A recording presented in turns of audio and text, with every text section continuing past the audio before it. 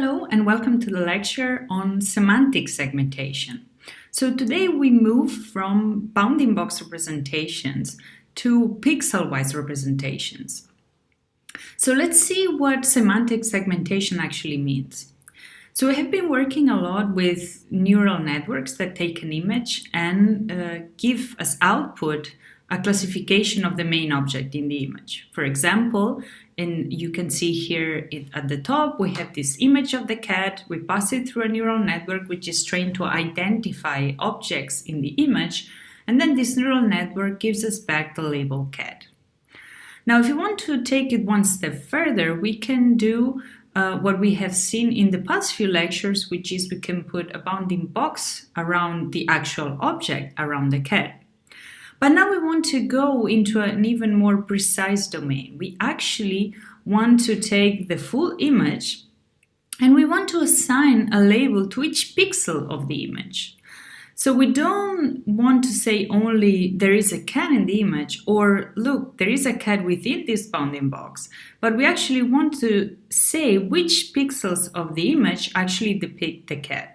So in this case, for example, we would have the yellow pixels that depict the cat, we would have green pixels that depict the grass, then we would have trees, we would have sky. So essentially our neural network, we want to train a neural network that is actually able to give us not only a general label for the whole image, not only a bounding box for the objects, but actually a classification, a semantic meaning for each of the pixels in the image. So this is essentially the task of semantic segmentation. So actually every pixel in the image needs to be labeled with a category label. And by this we actually mean semantic classes like cat, trees, cow, or sky. And note how we actually do not differentiate between the instances. So for example, here in the second image we have two cows, and the label for all the pixels in both cows is actually the label cow. So there is actually the same label for both instances of cows. So in semantic segmentation, we do not differentiate between pixels coming from different cows. When we go in the next lecture towards instance segmentation, then we're going to make this distinction between the different instances of the cow. So it is very common actually to use what is called fully convolutional networks for the task of semantic segmentation. So fully convolutional networks are essentially networks that are able to deal with any input or output size. And the idea here is that if you use only convolutional operations, then you can actually change the size of your input image and your convolution is always going to be able to give you an output. So this is unlike fully connected layers that need to have a very precise input size. Of course, when we talk about any input or output size, there's always a limitation, especially in the lower end. So essentially you cannot make the image arbitrarily small, because at some point your convolutions and poolings are going to reduce the size of your feature map so much that you will end up essentially with no spatial resolution. So of course, when we say any input or output size, we actually mean that if you have an image which is 24 by 24 and can be processed by your convolutional neural network, when you actually make it 48 by 48, essentially what is happening is you're doubling the size, the spatial size of your feature maps, but your convolutions can still act on this 48 by 48 image.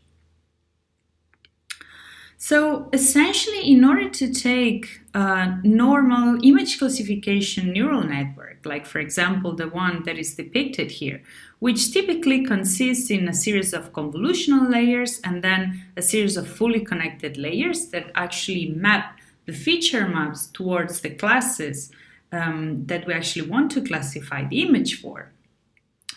Typically, what we do in order to convert these neural networks into fully convolutional neural networks is that we replace the fully connected layers with convolutional layers. And once we have done this, we know that we can actually take as input any image size. And the last thing that we need to do in order to convert this network, which was previously doing image classification, into a network that can actually output a segmentation map, therefore a segmentation label for each pixel. The only thing that we need to do is to convert the output of the last layer to the original resolution. So essentially here we did some convolutions and poolings. We have some final convolutional layers, which are these fully connected layers, which we have converted into convolutional layers. And now the only thing that we need to do is to convert this small spatial resolution that we have here in our feature map into the original resolution. Now, in order to train this network, what we do then is we do essentially softmax cross entropy between the pixel-wise predictions and the segmentation ground truth. So we have a loss per pixel that indicates whether the class that was predicted for this pixel is correct or not. And then we backpropagate and we train our neural network. So this is kind of the standard way, the easy way to take an image classification neural network and convert it into a fully convolutional neural network that can output actually a semantic map. So the question is, how do we exactly do this what is called convolutionalization? So essentially taking these fully connected layers and converting them into equivalent convolutions. So essentially this is done by converting fully connected layers into one-by-one convolutions. And if you have taken the I2DL lecture, you will have already seen what one-by-one convolutions are. So here there's a small recap. So this is essentially how convolutions act on images, right? We have our image, in this case 5 by 5, we have our kernel, and essentially in order to create one value of the output feature map, what we do is we take our kernel and we place it in one position of the image. And then we just multiply the kernel values by the image values, sum up the result, and we get the output. So this is a convolution with a 3 by 3 kernel. Same thing happens when we have a 1 by 1 kernel. In this case, this is just one number. And so what we're going to do is we're going to slide this kernel through all the positions of the image, and we're going to get an output. And in this case, of course, if we have an image of 5 by 5 and if you have a kernel of 1 by 1, you can already imagine what is going to be the output size. So the output size is going to be also a 5 by 5 image. And this is essentially because we don't actually have this operation of taking, for example, these 9 values of the 3 by 3 kernels and condensing them to 1, which effectively means that we're losing these 2 values of the size of the 5 by 5 image, which shrinks our output to 3 by 3, unless we use padding, of course. So in this case, there is none of that. We just have one value which we are sliding throughout our image and recreating this output image. So essentially what we have done here is we have taken the input image and we have multiplied all the image by 2. So we have essentially scaled our image and multiplied by the weight of our 1 by 1 kernel. So the important thing about 1 by 1 convolutions is that they keep the dimensions of the input in the output. And essentially the only operation that we're doing is we're scaling the input. So now you might wonder, well, this is not really an interesting operation, right? I mean, why do we actually need 1 by 1 convolutions? Now, the interesting thing is that if we have this feature map, let's say we have a spatial resolution 32 by 32, the depth is 3, and now we want to apply a 1 by 1 convolution. So how 1 by 1 convolution works is essentially we're not changing the spatial resolution, but we're actually acting as any convolution, we're acting on the whole depth, right? So we not only have one weight of our 1 by 1 kernel, but in this case the depth is 3, so we actually have these 3 weights in our 1 by 1 convolution. And from these 3 weights, we're actually going to multiply these 3 values of the image by the 3 weights, and we're going to create one output. So this is essentially equivalent as having a 3-neuron fully connected layer that is acting on 1 pixel of our 32 by 32 feature map. So you can already see here how we can actually use 1-by-1 convolutions. So if one filter of 1-by-1-by-3 actually converts these 3 pixels of our feature map into 1 value, when we actually apply 5 filters, we get 5 values for that particular spatial position of our feature map. So essentially, if we use one filter, which is a 1-by-1 convolution, we will get as output 32 by 32 by 1, so the depth will be 1. If we use 5 filters, the depth will be 5. So you can immediately see one application of 1-by-1 convolutions, which is actually changing the depth of our feature map. And this is often called actually a network in network representation, and is used actually in the inception network, which is one famous type of architecture which we have actually discussed in Introduction to Deep Learning.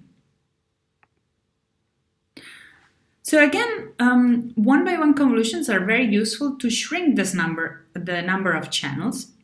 If, for example, you're performing a series of convolutional operations and suddenly you end up with this feature map which is 32 by 32 by 200. So the depth is actually too large. And now you would like to do an operation on this feature map, but actually computationally it's too expensive to do this operation on the original size of the feature map. So what you can do is you can say, well, I would like to shrink the size but keep the spatial resolution. So how I do this is essentially I apply 32 filters, 1-by-1 by 200 filters, convolutional filters, plus of course my nonlinearity. And suddenly I have a feature map which is 32 by 32 by 32. And now I can apply whatever operation I want on top of it. So note that this is not a trivial operation, right? Because we're still adding a nonlinearity, we're still adding this ReLU that we have after any convolution. So this operation, aside from shrinking the size of the depth, shrinking the depth of my feature map, it also adds a nonlinearity. So one can actually learn more complex functions by adding 1-by-1 convolutions. So once we reach this point, right, we know that we can turn any image classification network into a fully convolutional network. We have our convolutional operations, we have our fully connected layers, which we know how to exchange for 1-by-1 convolutions. So we have seen actually that, that this operation of the fully connected layers, in the example where we have, for example, 3 neurons, was exactly the same as having a 1-by-1 convolution which acts on this depth of 3 of my input map. So now I can convert my image classification network into a fully convolutional network. The only thing I then do is I take this upsampling operation. So I take this input feature map, which now has a small spatial resolution. So you see here that my spatial resolution has been shrunk down by all these convolution and pooling operations. And now I have to just blow it up to my original output size. And the question is actually, how do I do this, right? So if I just take this output, which has a small spatial resolution, and I just upsample it, then I will have very coarse results. So how do I do proper upsampling? So what the authors of the FCN paper actually propose to do is to predict mask from different levels of the convolutional neural network. So we see here a depiction of this architecture, right? So we start from our input image with a series of convolution pooling, and you see how the spatial resolution is being reduced. So here we have the high spatial resolution of the image, and the resolution is reduced as we do the convolution and pooling operation. And in the end, we reach this size in which we have essentially one output pixel, one output of our feature map, which represents an area or a patch in the input image. And so essentially what the crude upsample would do is it would just do this prediction by essentially saying, well, any prediction that we have in here, we just upsample it, and essentially we have this 32 times that sampling, which of course gives you these coarse results, right? So now what they propose to do is, okay, what if we go one step before, right? We go to the previous layer for which the spatial resolution is a bit higher. And so we can also predict a semantic segmentation mask from these mid-level features. And with those features, we just need to do an upsampling of 16 times. Now, of course, we can do the same. We can go all the way back, also predict segmentation from the third pooling layer. And in this case, I only need to upsample 8 times. So now, of course, what I'm going to have here at the last layer is these high-level features, right? So there's a lot of representational power that has been put into these last layers. So there is a lot of high-level features that can actually help me predict the mask correctly. And as I go further and further back into the network, I have my mid-level features here and my low-level features here. So I'm going to have less global information from the whole image. So I might, miss a little bit the semantic categories there, but I'm going to have more resolution. So probably a combination of the 3 outputs is what is going to give me the best results. So essentially what they propose here is to do what they call hierarchical training.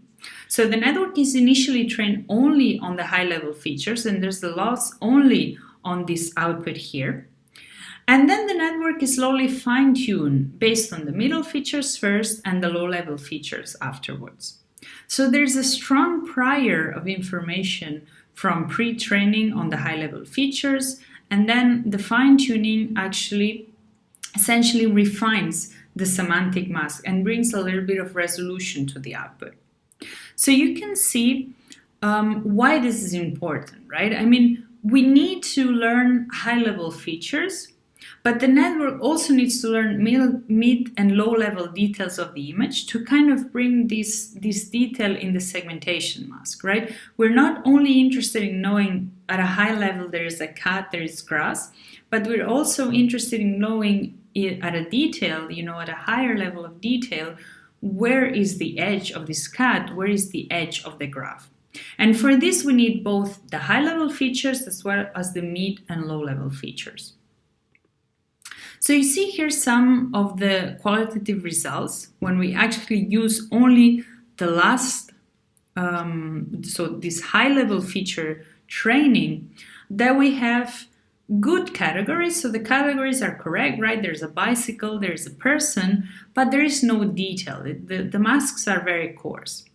Now, as we add the mid-level feature training and the low-level feature training, the high-level categories are kept, but the boundaries are actually much, much more accurate.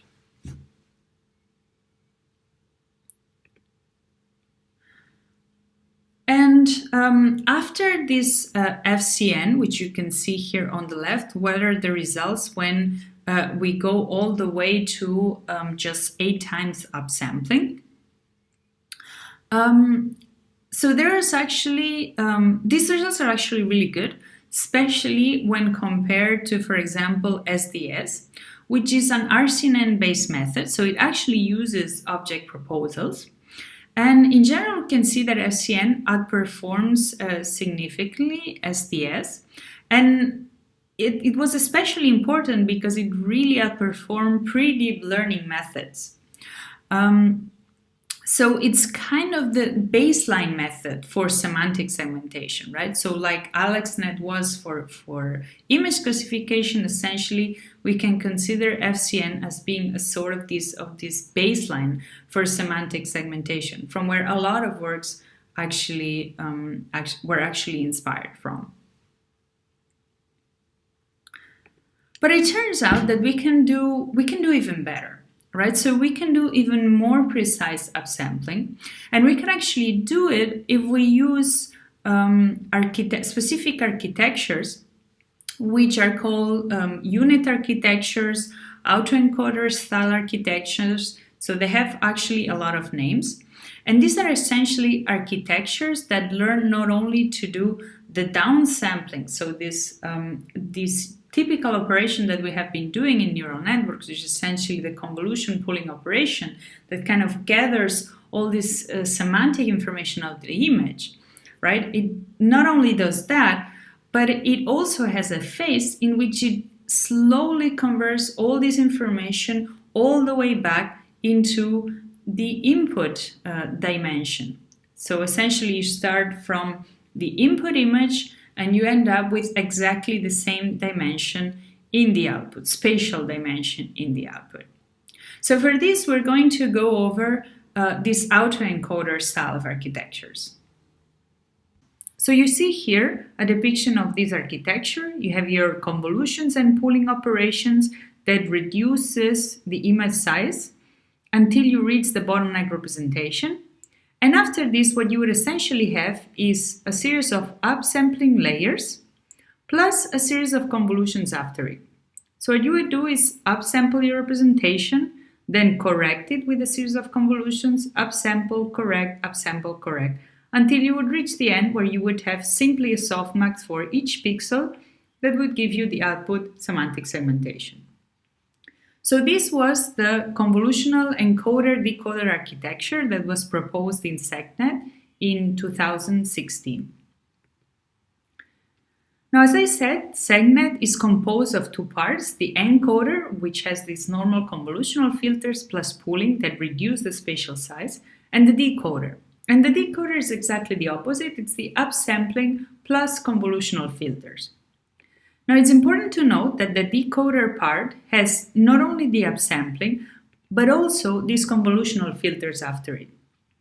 And essentially, the intuition here is that we're going to do a rough upsampling of our feature map, and then we're going to have a chance to correct it through a series of convolutional layers.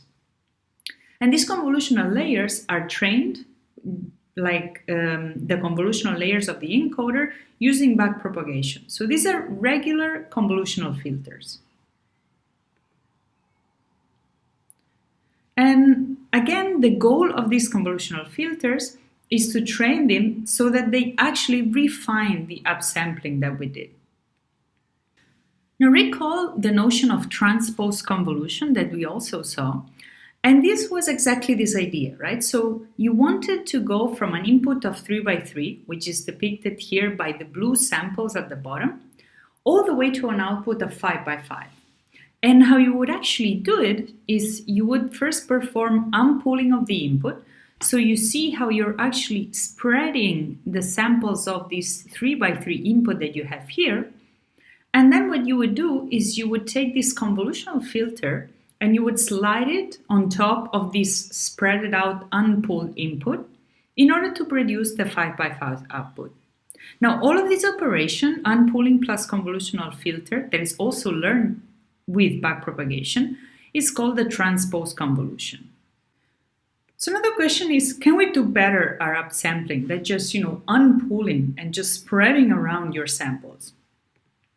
Well, it turns out that with unpooling, what you do is exactly this operation here. You spread your green samples all across a broader feature map, but you leave all the other values, all the other white squares actually empty. You basically put a 0 there if you're doing unpooling. Now, there are other ways of actually dealing with these empty spaces. And the question essentially boils down to what kind of value am I going to put on these empty spaces? And one solution is actually interpolation. There are several ways of interpolating an image. For example, if you want to interpolate this tiny image 10 times, you can use nearest neighbor interpolation, which is essentially for each pixel that is empty, you look at the nearest neighbor in space, and you simply copy its value. Now, of course, this creates these kind of blocks from just taking the values from the nearest neighbors.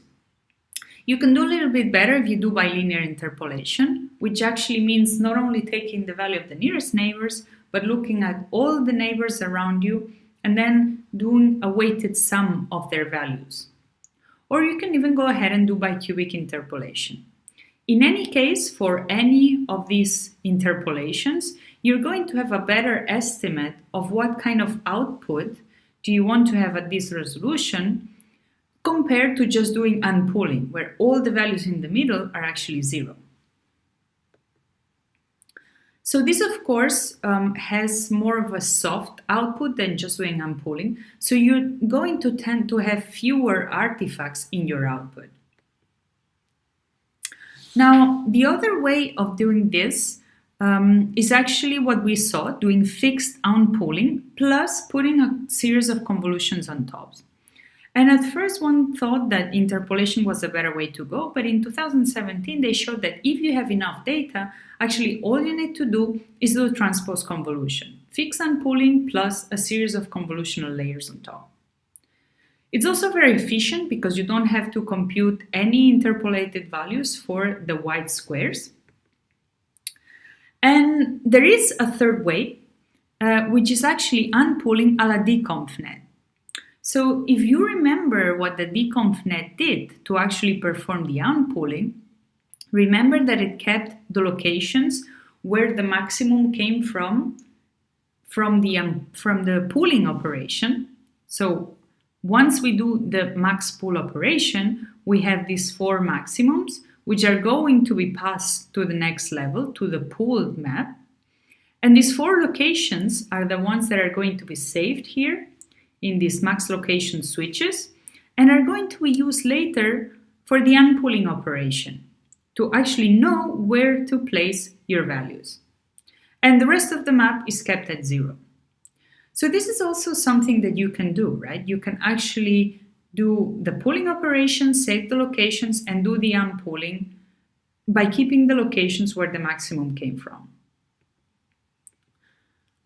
Now, remember that in the DConvNet, we were convolving with the transpose of the learned filter. So the full DConvNet architecture is completely different with what we're proposing here, in which we're actually learning the convolutional filter. So it's very important to differentiate between the full DConvNet architecture and just doing the DConvNet type of unpooling.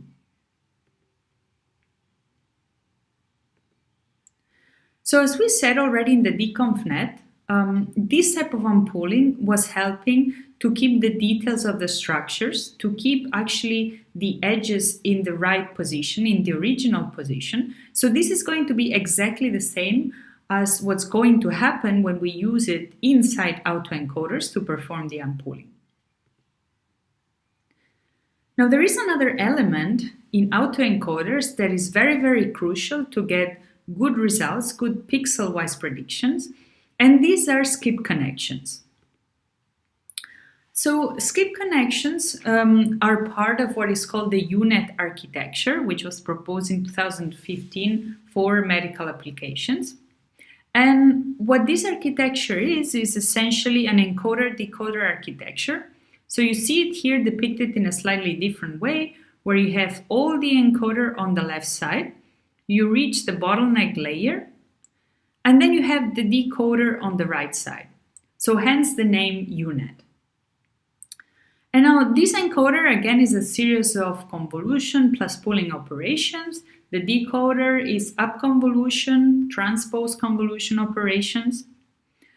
But there is an element that is interesting, and these are these gray arrows here in the middle.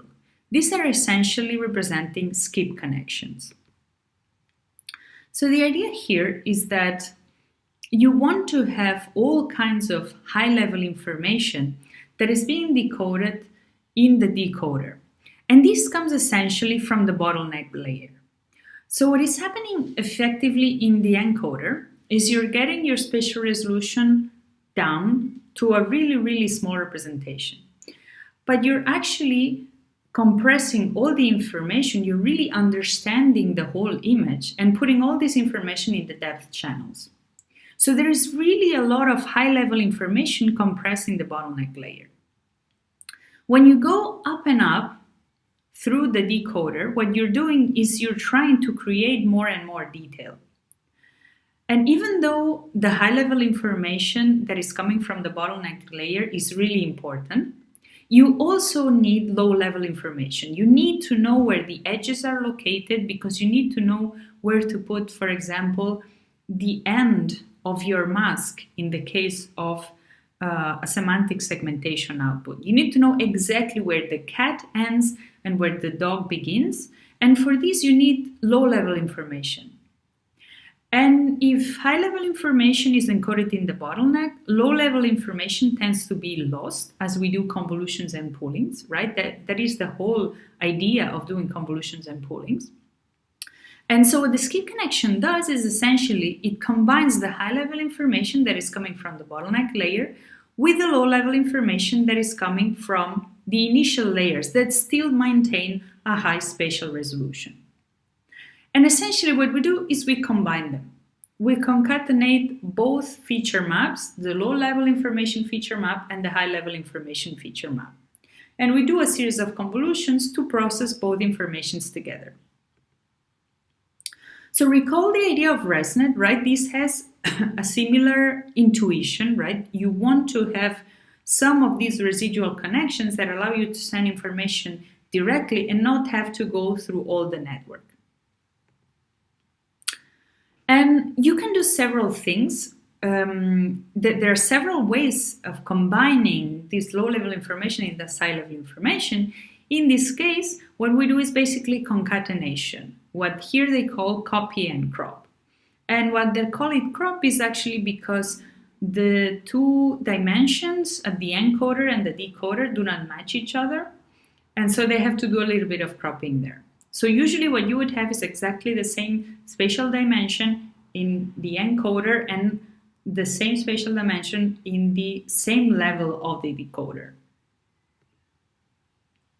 So we can look at a zoomed in version where we can see here the bottleneck layer and actually one of these skip connections, how we actually combine this low-level information with the high-level information that has gone all the way down through the bottleneck layer. So what happens here is simply we're concatenating these two feature maps, which means that the spatial dimension remains and the depth is the only thing that is larger. Now, since we're going to apply a convolution on top of these concatenated feature maps, we can use this first convolution to reduce again the representation from 512 in this case, which is double the size, the two feature maps together, all the way to 256, which is the depth that we want to have in this case for this architecture. So you have here 256 channels put together, and then a convolution reduces it again to 256. So skip connections are used actually in many architectures. For example, for depth prediction, having skip connections is extremely important to get the details, to really get these edges where the object ends and therefore the depth changes with respect to the background. And you can put these skip connections in several layers. So here, for example, 3 types of skip connections in 3 different levels are depicted. And the 3 different levels are different types of low-level information.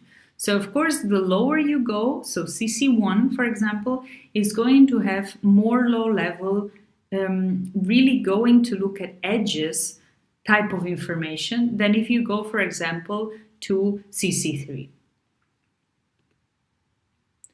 So skip connections are pretty much everywhere when you use this encoder-decoder type of architecture. If you want to get an output that is really pixel-wise precise, you need these skip connections. But at what level these skip connections are needed actually depends on your problem. So this is a bit of a trial and error.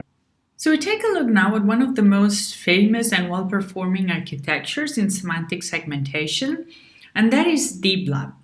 So what DeepLab actually does is it takes an input image, it processes it through a deep convolutional neural network to get a coarse map of the semantic classes that are in there.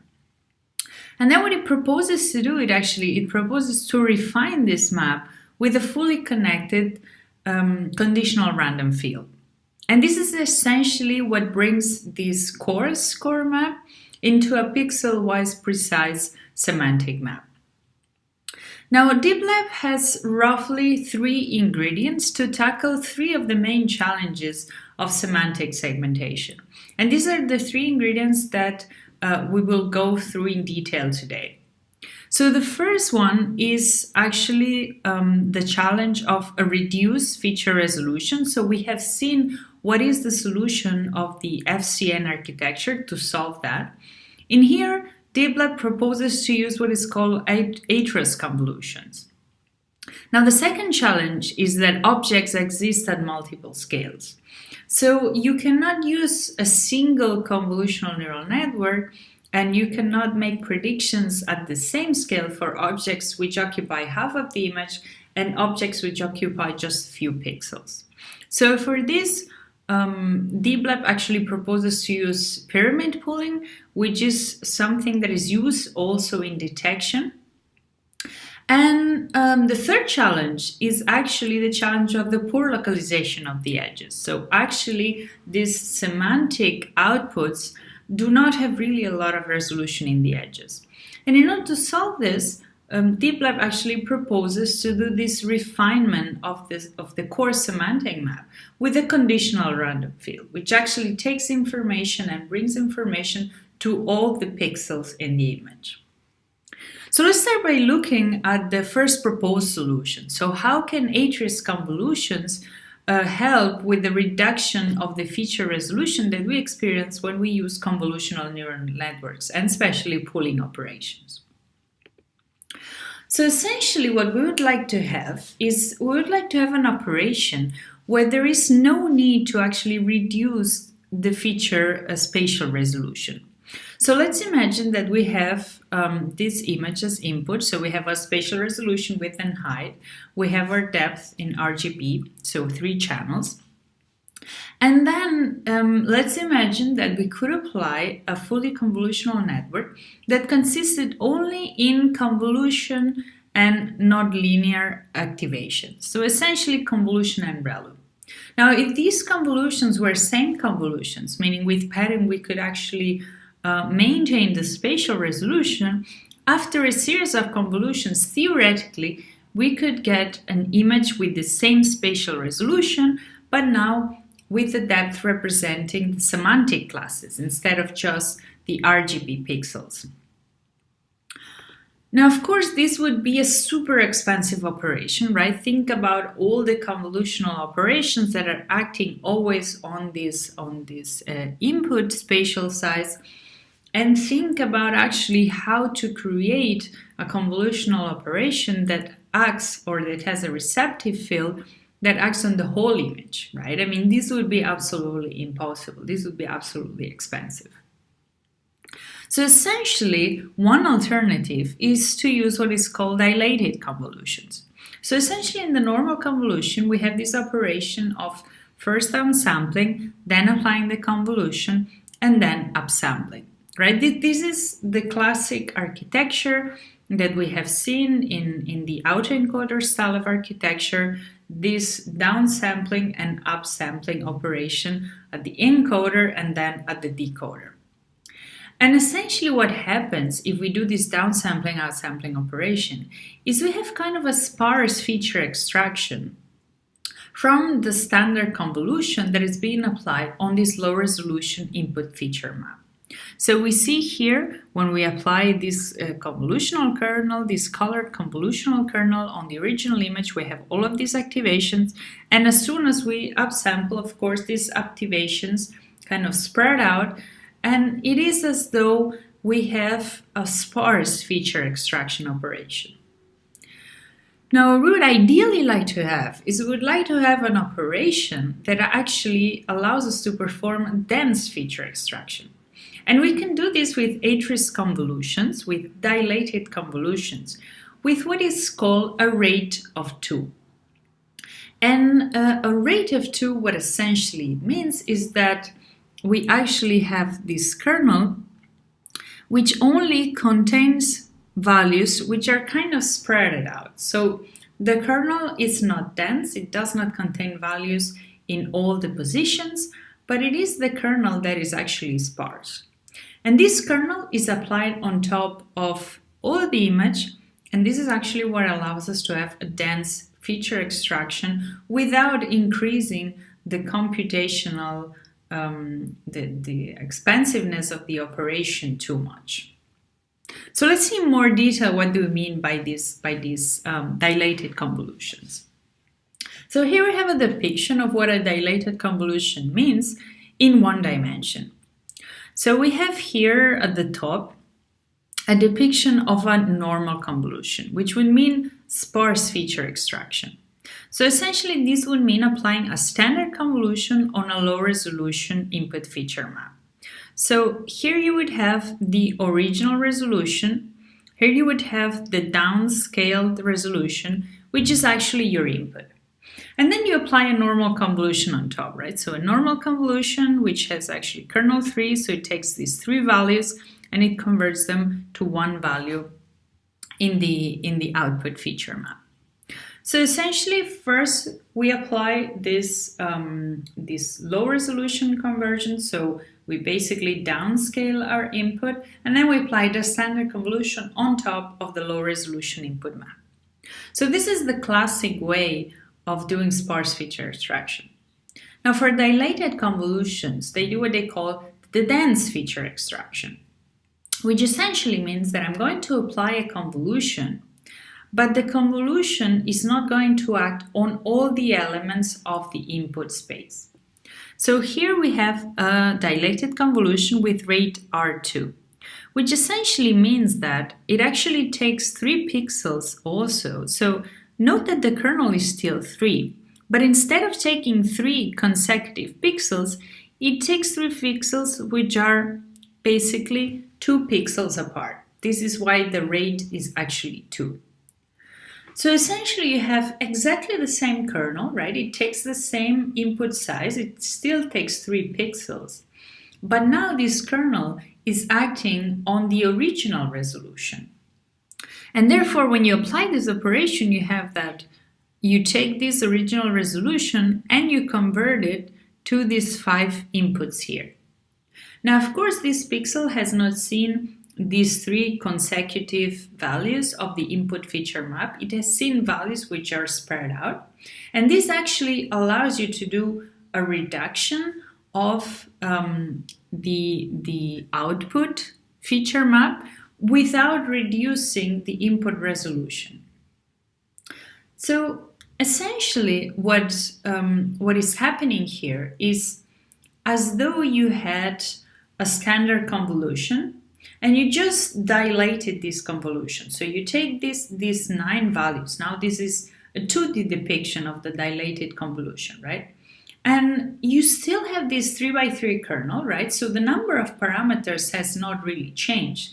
You have just taken these 9 values and you have spread them out, right? So if you have a dilation of 2, this is the filter that you can observe here, where essentially the values of your kernel are spread out. And so a standard convolution would have a dilation of 1. A dilated convolution could have, for example, a dilation of 2. And you can imagine a dilated convolution as being essentially a convolution filter with holes in the middle. So here we have essentially a kernel that is occupying, or let's say it's spread out through a surface that is actually 5 by 5, but there are a lot of values in the middle that are not being used. Only 9 values are being used in this 5 by 5 input space that the kernel is actually spreading to.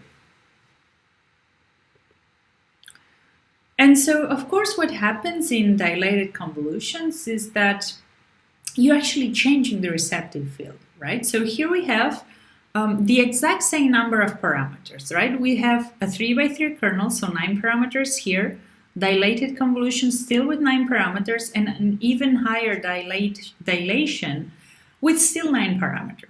So essentially we haven't changed the number of parameters, right? So the number of computations is still exactly the same.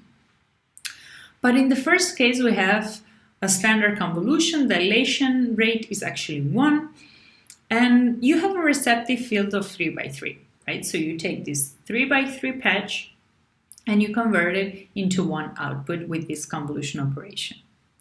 Now, if the dilation parameter is 2, here we have the depiction in the middle, then each element in the output actually has a receptive field of 7 by 7. Doesn't mean that you use all the pixels in the 7 by 7 patch, but your receptive field is still, in fact, 7 by 7. And when the dilation parameter is 4, and each element that is produced by it actually has a receptive field of 15 by 15. So essentially, each of these operations, right, each of these layers has exactly the same number of parameters, right? We still have these 9 weights in our kernel, but the receptive field is actually growing. So we can grow the receptive field exponentially with dilated convolutions while the number of parameters just grows linearly. So we're going to jump directly now into the third challenge, that is the poor localization of the edges. So we have seen already in detection a bit of an idea of what the pyramid processing is. So we're going to look into the refinement with conditional random fields. So conditional random fields were very much used, for example, for interactive segmentation. So essentially where you want to segment an image into foreground and background and you want some user input. So in this case, the user would provide some scribbles on the background and some scribbles on the foreground. So essentially how you treat these scribbles is as ground truth, right? So these are essentially annotations. So you're sure that these pixels actually belong to the background and these pixels belong to the foreground.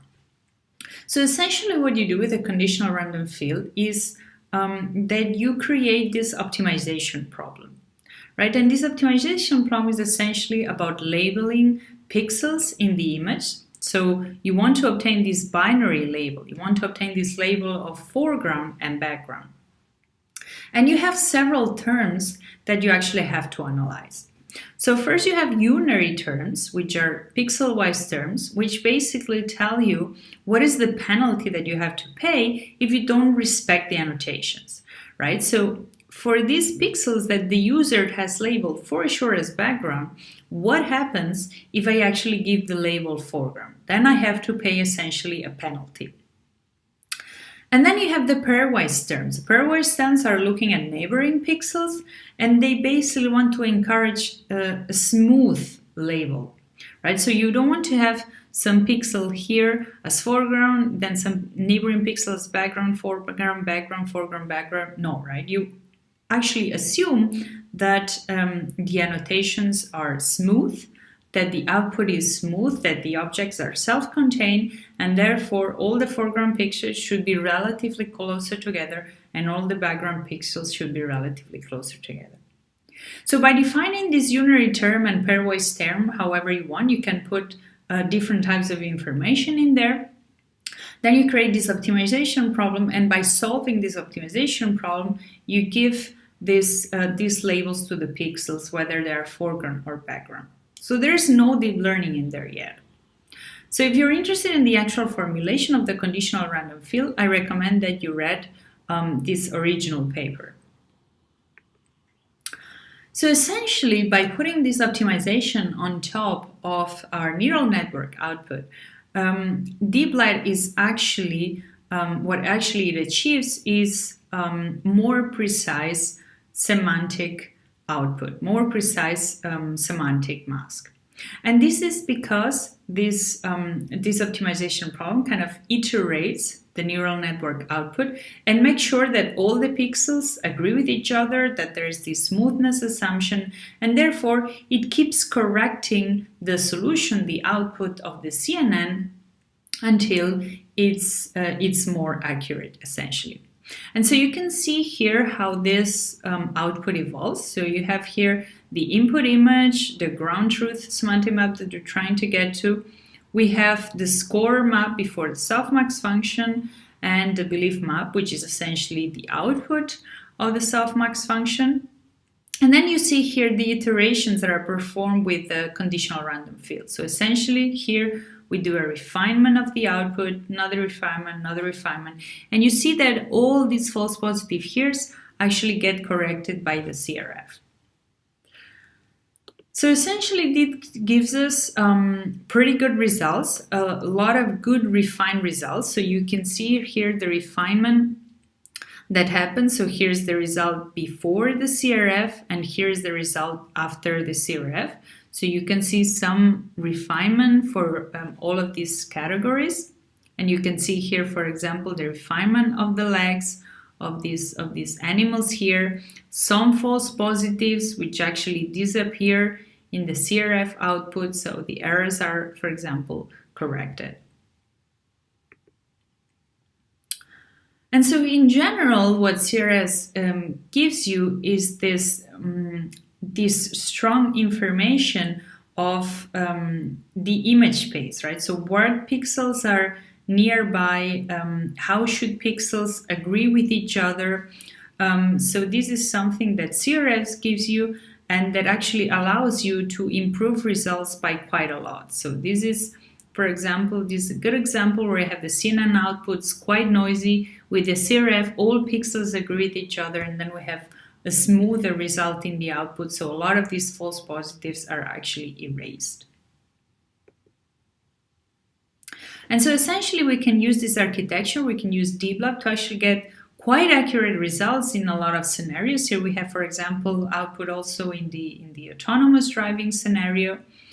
So of course we still have some false positives, some errors, but results overall look actually really good. But of course there are several problems with having a CRF on top of a neural network, right? So the network is still not trained end-to-end, which is something that nowadays is pretty common, to go directly from input to the output that you're interested in having and not having any of these optimizations in the middle. So in the original DeepLab architecture, the FCN and the CRF are trained independently from each other. Therefore, you cannot really improve the neural network output with gradients coming from the CRF. And so first of all, this is suboptimal, right? You cannot really encourage both formulations to improve. And the training is also slow because you have to do this separate training. So one solution that researchers came up with is, okay, how if we formulate the CRF actually as a recurrent neural network? So we're going to try to mimic the operations of the CRF with a recurrent neural network where we know exactly how to backpropagate. And what we're going to do is we're going to backpropagate first through the recurrent neural network and then to the fully convolutional neural network. So essentially, this is what this paper, this ICSV 2015, proposed, right? So you want to have this still this separation of a fully convolutional neural network that gives you a rough score map, and then a CRF type of architecture that refines this score map. And in this case, the CRF is actually a recurrent neural network. So it is implemented as a recurrent neural network. And we're not going to go into details into how this is implemented, but I do want to point out into what kind of improvements can we get when we actually use this powerful combination of FCN plus RNN simulating CRF and training everything together.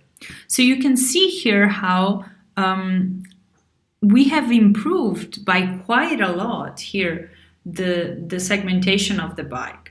So in this case, the ground truth is even less precise than the actual segmentation that we get from this output. And we see at the same time it's able to correct a lot of errors with respect to the DeepLab formulation.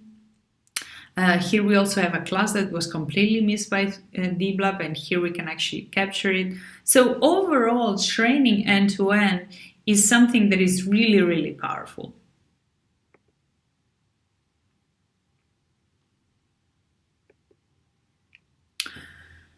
But now we get to the question, do we actually need the CRF? Do we need this RNN to act as a CRF?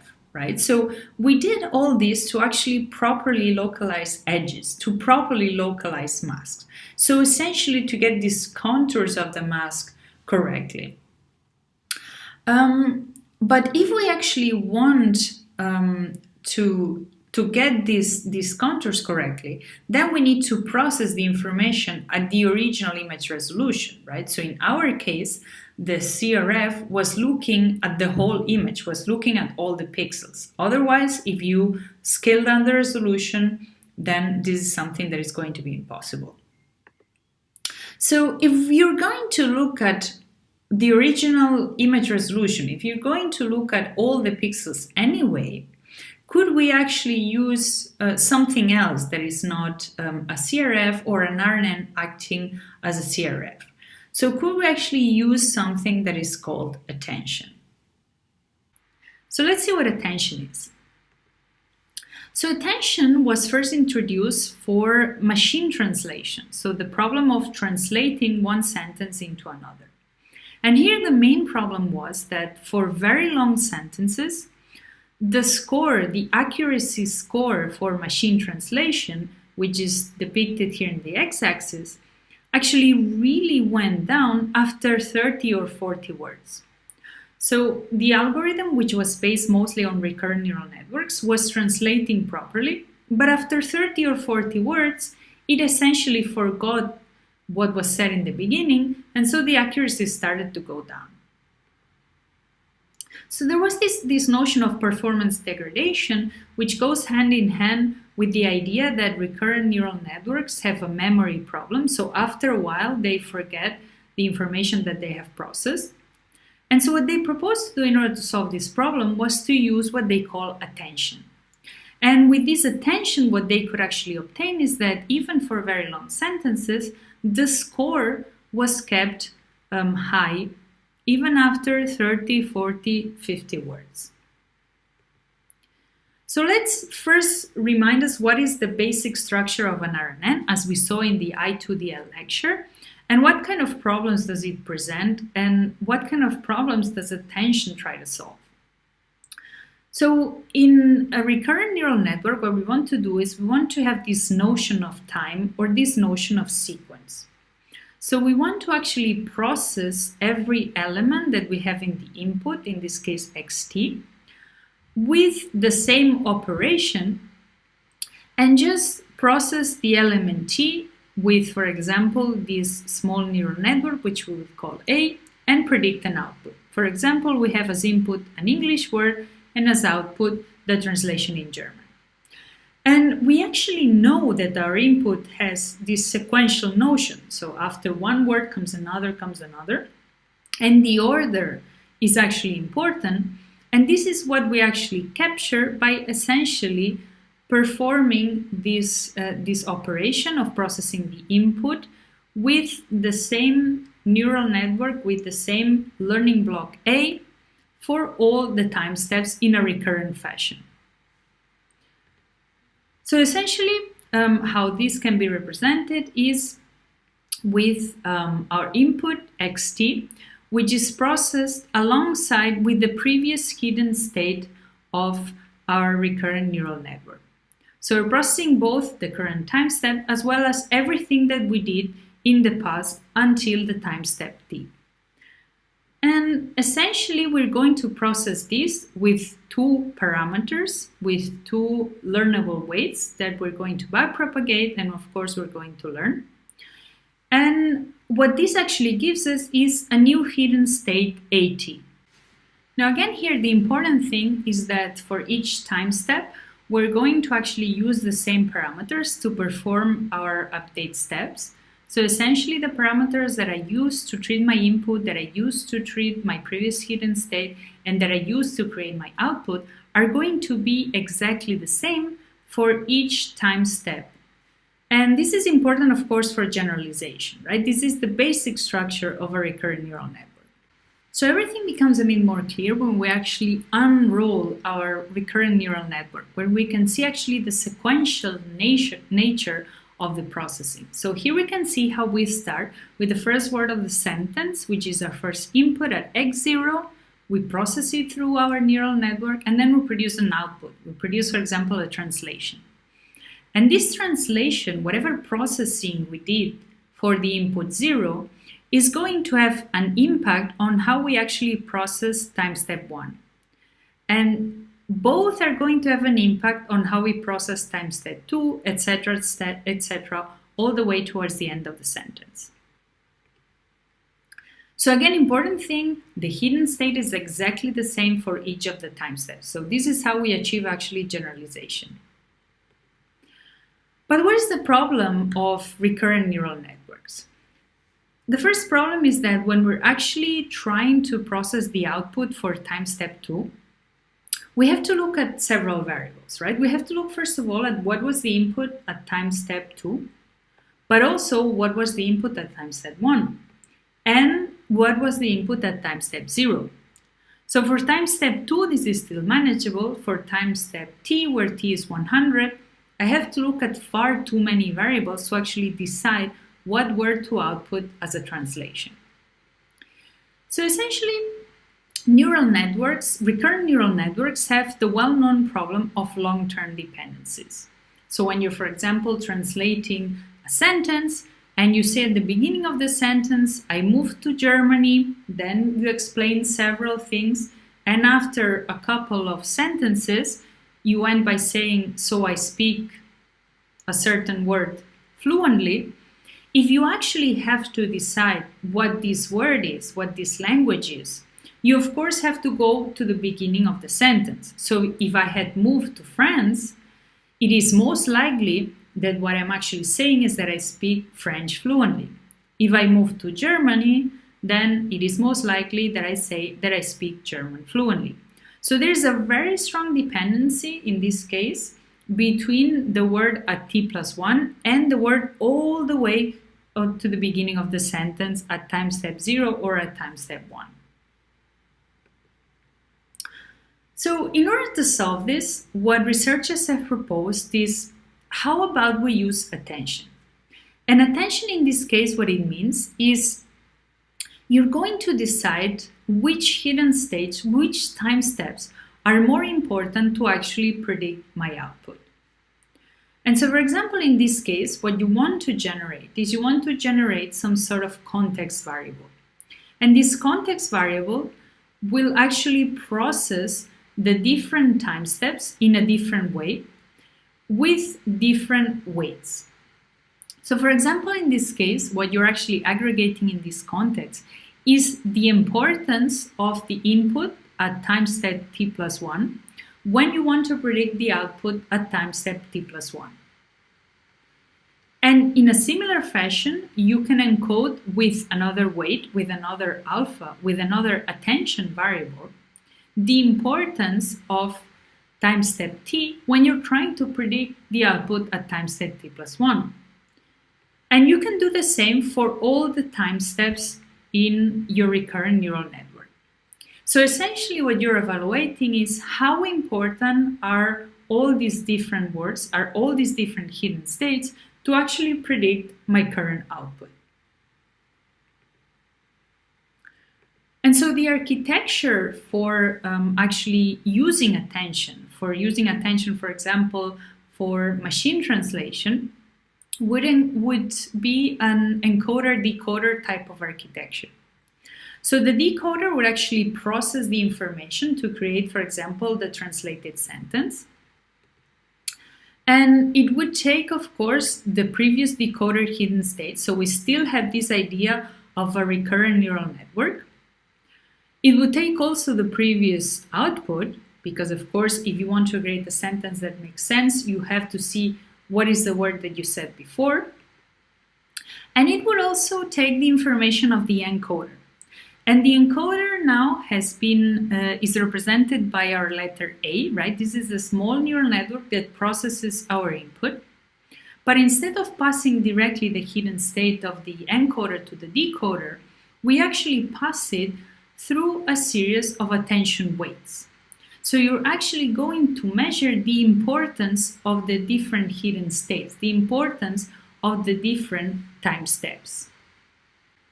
And so again, in this case, alpha 1, comma t plus 1 would indicate how much the word in position 1 is important to translate the word in position t plus 1.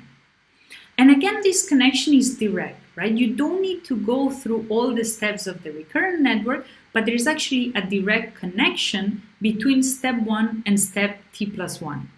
And this allows you to kind of bypass the memory loss of the recurrent steps and directly say, if that word was very, very important, then really take a look at that hidden state. So this context variable, then what it does is it aggregates all this attention information, right? It takes the, first of all, the attention variables, these alphas, but it also takes the hidden states. So in our case, the hidden state of the encoder was represented by A. So here we have all the A's, which are actually these embeddings, which are actually these encodings for the input sentence. So essentially what we're doing is a weighted sum of embeddings. And this is what is called soft attention, because all of these attention masks actually sum up to 1. So now the question is, how do we actually compute these attention masks? How do we actually compute these alpha values? Well, it turns out, of course, that we can train a small neural network to do the job. So in our case, if we want to predict the alpha value between the first word and the output t plus 1, what we do is we create this small neural network and we feed the hidden state of the encoder at time step 1, right? So this is the encoder, the hidden state of the encoder at the first time step. So after it has processed this input, this first word, and the previous state of the decoder at time t. So essentially this is, I want to check what is the relationship between the input in the first place and the output that I want to generate at t plus 1. So I actually look at the input at time 1 and I look at my previous output to see if what do I have to output at t plus 1. So with both of these, I can actually train my neural network to output this value f, which we're then going to just simply normalize in order to obtain the alpha value. So it is important that all these alpha values actually sum up to 1 in the case of soft attention. And so, for example, let's look at one very famous model for machine translation, which is the seg-to-seg. And essentially what this model proposes is, first of all, to use attention. But second of all, it is important to first read the whole sentence in one language. And afterwards, once you have processed all the sentence, then you start translating the sentence in the other language. So this is kind of one of the things that is proposed in seg-to-seg, not to actually translate word by word. As the word in language 1 comes in, we output the word in language 2. Better to first read the whole sentence in language 1 and then translate the whole sentence in language 2. And in this case, attention is going to have a very important role. So this is how the architecture can be depicted, right? First, we have this encoder, this meaning of reading sentence in language 1. Then you have this information, which is essentially an embedding, that is passed to the decoder, which actually starts translating the whole sentence in language 2. So now the question is, okay, in this architecture, can I actually use attention? Of course, if the sentence is very long, we will have forgotten what was said as the beginning of the sentence, especially because we are processing the full sentence in language 1 before we start translating. So here attention has actually a bigger role to play. So the role of attention is actually to take notes of the keywords as we read the sentence in the first language. And these keywords are going to be marked by really large attention weights. So how does this actually work in practice? So you have your encoder, which is actually processing the full sentence. And at each time step, you actually output an encoder hidden state, which is represented here in green. And you also have the decoder hidden state, which is represented in red. And so let's see how can we place this attention layer in between the encoder and the decoder. So essentially what is going to happen is first you're going to have to establish a score. And a score actually represents a relationship between the encoder hidden state at one time step and the decoder hidden state. Now here we have depicted the scores for all possible encoder hidden states at the different time steps with respect to the decoder hidden state at this time step, let's say time step 1 here. So this is the relationship between the output at time step 1 and the input process at the different time steps. And what this gives us is actually an attention value, an attention mask. So we perform the normalization, and then what we do is we multiply the encoder hidden state by this score. So essentially, we weight the encoder hidden state depending on its importance. And its importance is given by the attention score, which is depicted in blue. So once this has been done, we create the context vector. And this is what we can actually feed into our decoder alongside with the previous output of the decoder in the previous time step in order to predict the current output. So once we have seen the set to set, once we have seen the attention, we still have this feeling that the recurrent architecture is posing somehow a problem. So the memory problems of recurrent neural networks have not fully disappeared, so attention made things better. But the question here is, what if actually I can get rid of the recurrent architecture? So what if I don't have any recurrent neural networks, any convolutional neural networks, I just use attention for the task of machine translation? And it turns out that by just using attention, you can reach state-of-the-art in natural language processing, and this fully attention-based model is actually called a transformer. So I'm just going to present briefly the intuition behind transformers, and especially I'm going to put a special attention into the relationship with graph neural networks, which is what we wanted to do from the beginning. So essentially transformers change the notion that we actually need to use recurrent neural networks for machine translation, next word prediction, or any natural language processing related tasks. And so instead of processing the sentence word by word in a recurrent fashion, which is how we actually depict processing here at the top, what they propose to do is they propose to use a transformer architecture, which essentially means that every word is connected to every word through an attention mechanism. And essentially what this means is that all the words can be connected to all the words, doesn't matter how far away in the past they are, and you're not going to have this memory problem of recurrent neural networks because you're going to have a direct connection between the first word and the last word. So this is essentially the notion, the basic intuition behind transformers. But wait a second, this actually reminds you of something, right? So if you now consider that your words are the nodes in a graph neural network, and these connections represent these attention values, then essentially you have a graph neural network. So you have represented the transformer as a graph neural network. And so broadly speaking, we can say that transformers are based on graph attention networks. So essentially this is a graph neural network where we replace this aggregation operation, this notion of all neighboring nodes communicating with a node, which in classic graph neural networks was, for example, a summation.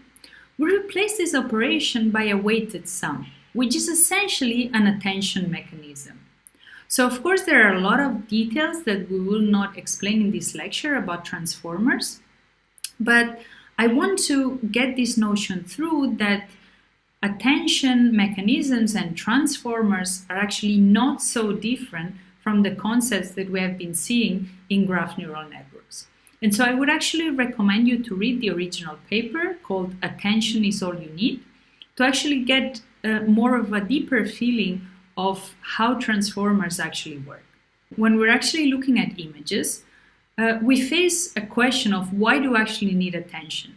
So for machine translation, it was pretty clear. Different words have different impact to the translation, and it turns out that maybe a word that was said in one language at the beginning is placed at the end of the second language. So attention is perfect for that purpose. But for the purpose of, for example, image classification, why do we actually need attention? Well, it turns out that if we want to, for example, classify this image, and we want to classify with the label bird, we will pass the full image through a CNN. We will then pass it through a fully connected layer that will give us the last label, the label bird. But not all of the image represents the bird. So some of the pixels are completely useless for this classification of the class bird. In particular, the pixels around the actual object are the important ones, and the rest are completely interchangeable.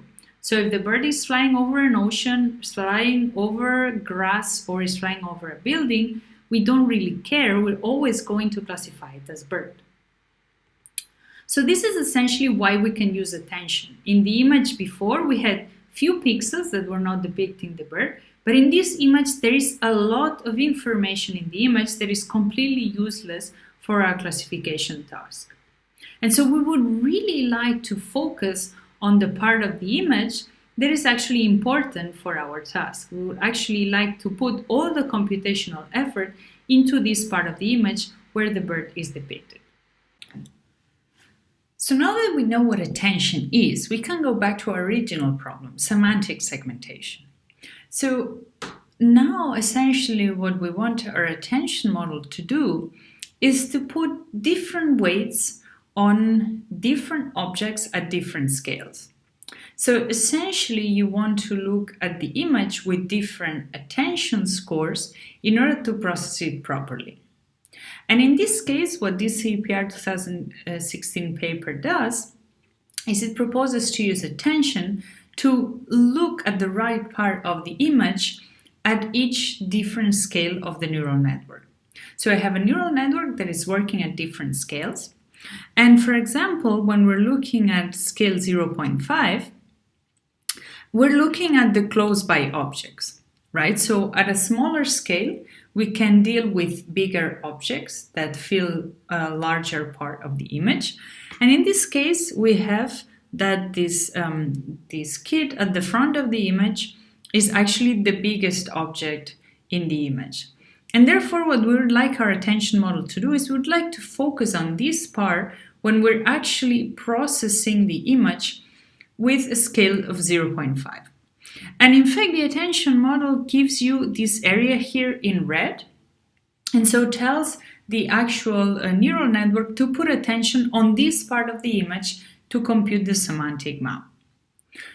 Now, what happens when we're actually processing the image at a scale of 1? So at a scale of 1, we're interested in looking at the smaller objects. So the object that at a scale of 0.5, we don't really have enough resolution to actually semantically segment these objects. So at a scale of 1, we're interested in looking at this object which is far away, which is therefore really small. And in fact, the attention starts to put emphasis and larger weights on this far away part of the image. So essentially, we're putting large weights on a small scale persons when we're dealing with an image at scale 1, and large weights on large scale persons or objects when we're dealing with the features coming from a scale of 0.5. And the nice idea here is the ConvNet and the attention model are going to be trained together. And now the question is, do we even need these separate blocks to actually take a look at the global information of the image, right? So we started from this fully convolutional neural network, And we see that this is not powerful enough to get really these fine details in the contours, these nice segmentation masks. So we used the CRF on top of the FCN. We then used an RNN formulation that mimics the CRF in order to backpropagate all the way through the FCN. And finally, we use FCN with attention. But these are all kind of separate modules from the FCN. And one actually wonders, do we need this kind of separate concepts, separate blocks, if we want to include the global information of the image? Well, it turns out not necessarily. And now you might be not, what, Laura, I mean, you're joking, right? I mean, we've gone through all of this lecture to introduce these concepts, and now you're saying that these are not really necessary to get a proper semantic segmentation. Now, the thing is that it is important to go through the steps that the researchers went through before reaching the final best solution. If I just present you the final best solution, well, this is not interesting, right? You didn't go through the whole research process. You might think, well, why didn't they do this or that? And this is because they learned something from their previous formulations. And this is why it is so important to actually present all of these formulations. So now we reach to the formulation of DeepLab version 3. So 3 versions later, DeepLab is much better. And what it proposes to do is not only to combine the dilated convolutions with the spatial pyramid pooling, which were 2 of the important elements of the DeepLab architecture, but it also combines it together with an encoder-decoder module. Therefore, a type of UNet or a type of autoencoder style of architecture. And essentially, there are certain elements that actually make this whole thing work, right? So first of all, we're going to encode multi-scale contextual information. So information from essentially large receptive fields by applying dilated convolutions at multiple scales. So look here at all the convolutions that the encoder has, right? It has not only 1x1 convolutions, but also 3x3 convolutions at rate 6, so really dilated convolutions, rate 12, rate 18, so really largely dilated convolutions. Then we have some pooling operations. All of this comes together to form our feature map. And then we have the decoder. So in the decoder, our goal is essentially to gather all of this information, which comes from all kinds of levels, right? So we have high-level features, low-level features from all of these atrous convolutions. And what we want to do is we want to refine the segmentation results. We want to do what the CRF or the RNN or the attention did. We want to refine the segmentation results along the boundaries. So we get this output, right? This is sort of a coarse map. So we have to upsample this coarse map, right? And what all of this is going to do is it's going to just refine the segmentation boundaries. Refine it with low-level features, like look at these features that come directly from the backbone here. So these are really low-level features. And the thing that actually makes this whole architecture work is actually the use of depth-wise separable convolutions. So let's see what those are. So depth-wise separate convolutions are different convolutions with respect to the normal ones, essentially in the way that they actually deal with the depth channels. So in a normal convolution, you would have this input size, this block of 12 by 12 by 3. And you would apply a convolution, let's say a 5x5 convolution on top. Now, since you know that the depth of this block is actually 3, you know that your kernel is going to be 5x5x3. And then if you apply, for example, 256 of those convolutional filters, you get an output at 8x8 by 256. So this is a classic convolution. Now, a depth-wise separable convolution is something different. So it doesn't take the depth of the feature map as a block, but it actually tells you, no, I'm a filter, let's say I'm the orange convolutional filter, and I'm just gonna act on the first channel, the first depth channel. Now the red filter is going to act only on the second channel, and the yellow filter is going to act on the third channel. So I'm going to have a different filter, different convolutional filter, which is going to be applied only at certain depth of my feature map. So essentially how you can implement this is by using what is called groups in PyTorch. So numeric convolutions have group sets to 1, and convolutions used, for example, in this image would have group sets to 3. Now, of course, what happens during this operation is that now I have not converted my 12 by 12 by 3 feature map into a representation which would be 8 by 8 by 1 if I used one filter. So now essentially I have used 3 filters. Each of them is acting at a different depth, and each of them is outputting one channel at one different depth. So essentially the depth, the output at the first channel will be given by the orange filter, the output at the second channel will be given by the red filter, the output at the third channel will be given by the yellow filter. But now the question is, well, if I actually do this operation with depth-wise separable convolutions, the depth of the output is always the same as the depth of the input, right? And one nice thing that we had with convolutional layers was that if we applied, for example, 256 convolutional filters, then our output size in depth was 256. So we could kind of play around with the depth of our feature map. But now with depth-wise separable convolutions, this is no longer possible.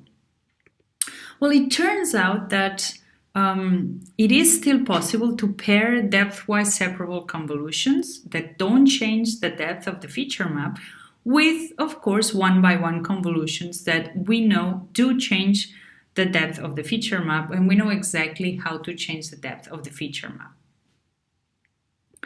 So now you might ask the question, well, why did we go through all this trouble, right? Why are you actually introducing depth-wise separable convolutions? So what is the advantage of that? So let's take a look at the normal operation that we have with the normal convolution, right? So here we have this 12 by 12 by 3 feature map. We apply a kernel, which is 5 by 5 by 3, and we have an output of 8 by 8. Now, in order to have an output of 8 by 8 by 256, we would need to apply 256 kernels of size 5 by 5 by 3. Now, if you actually do the multiplications, 256 by 5 by 5 by 3, by all the locations in our output map, then we have, well, a lot of multiplications. Now, let's look at what happens when we separate this operation and we instead do a depth-wise convolution plus a one-by-one convolution. So the first operation that we do only changes the spatial dimension, and it goes from a 12 by 12 by 3 representation into an 8 by 8 by 3 output map. So this is the operation that we see here with the depth-wise separable convolutions. So this means that we apply 3 kernels of size 5 by 5 by 1, and therefore the number of multiplications that we do in the depth-wise separable convolution is actually 5 by 5 by 3 by the number of locations in our output map, right? This is straightforward. Now, once we have this output of 8 by 8 by 3, what we have to do is we have to convert it into an output of 8 by 8 by 256 in order to have the exact same output as we had here. So for this, we can do, what we can do is we can use one-by-one convolutions. So we can have 256 kernels of size 1 by 1 by 3 that act on top of our representation, which is 8 by 8 by 3. And in order to convert this 8 by 8 by 3 feature map into an 8 by 8 by 256 map, we have to do this amount of operations. So look at actually how many multiplications did we actually avoid, so did we actually save from simply changing from an original convolution to a depth-wise separable convolution plus a one-by-one convolution on top. And essentially we have the same input of 12 by 12 by 3 and the same output of 8 by 8 by 256, but now with a lot less computations.